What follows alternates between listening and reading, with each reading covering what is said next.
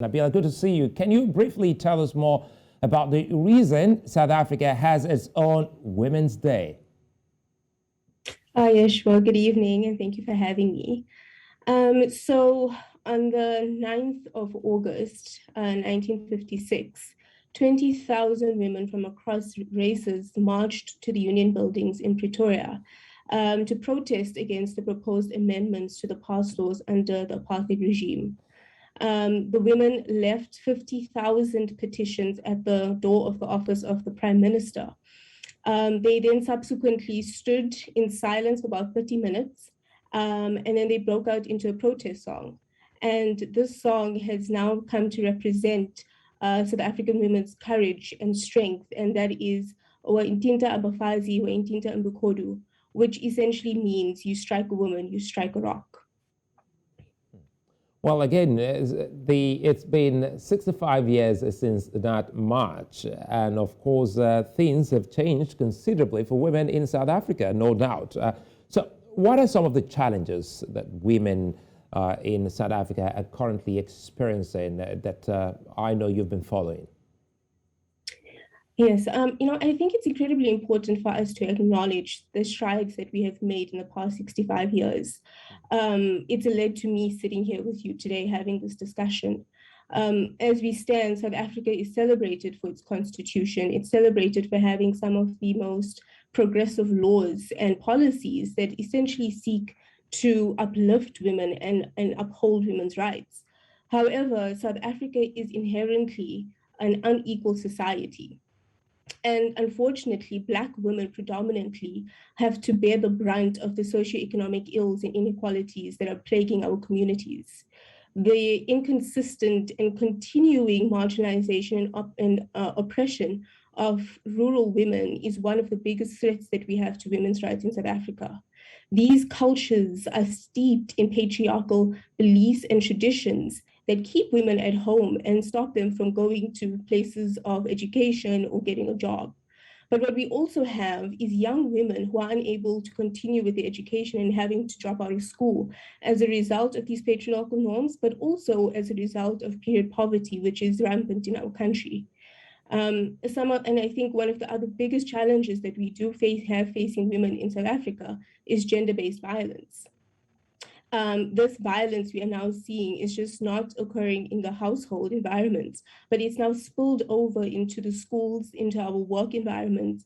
And it is ultimately as a result of unaddressed sexism, patriarchal norms, behaviors, attitudes, and quite honestly, the general culture of impunity.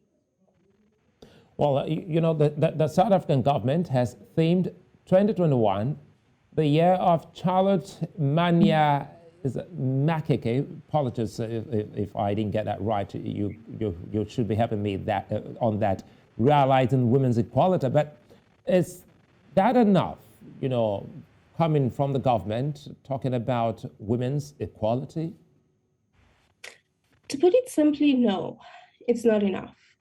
As we have it, there have been certain reports that have been conducted by Amnesty International in South Africa that estimates around over 40 million South Africans do not have access to basic sanitation, and over 3 million don't have access to basic water and clean water.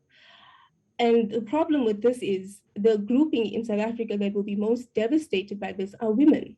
Women don't have access to clean water. Women don't have access to toilets. And as a result, they're having to put themselves in very vulnerable and dangerous situations just to actually partake in a very basic human activity. What we have is a failing of the state, a failing of our local municipalities. And we are seeing this as we now looking at the rampant corruption that is plaguing our country. Corruption is stealing money that has been earmarked for the running and earmarked for the development of basic services such as water and electricity. Outside of that, we have gender-based violence. And when it comes to that, for the lack of a better term, our justice system is failing.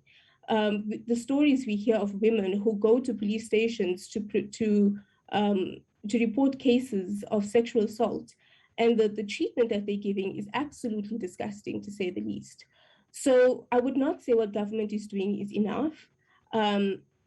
I think, over the past few months, we have seen some efforts by our government to address and curb the levels of corruption so that it doesn't impact on human rights, but this is not enough.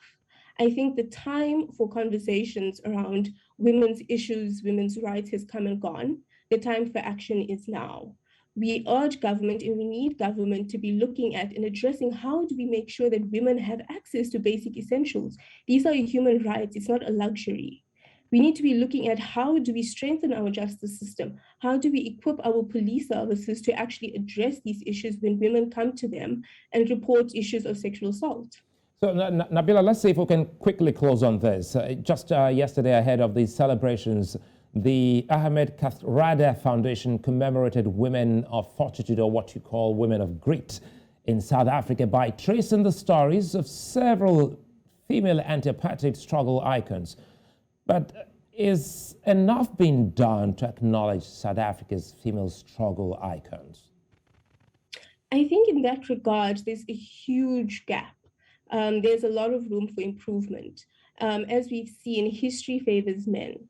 So the women who were at the forefront for a lot of these struggles are often forgotten of, not spoken about. And that is a huge issue.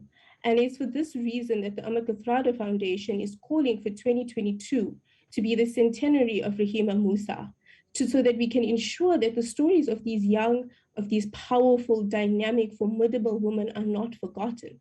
But also the foundation is actually running a campaign where we're gathering the names of the 20,000 women who marched in 1956 to ensure that they are not forgotten and that they are celebrated for the struggles and for the fight that they carried out for us.